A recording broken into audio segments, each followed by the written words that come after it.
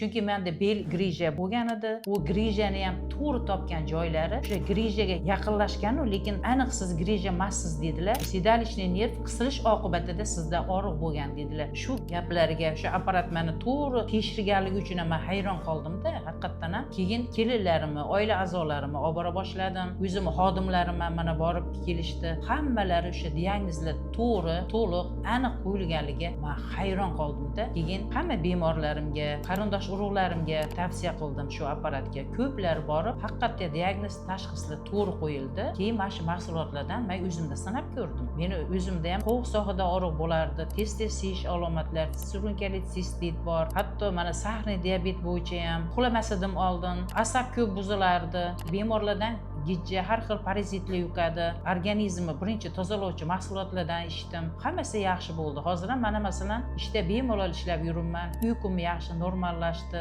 Sahrlarim ham normaga keldi. Quvvatim oshdi.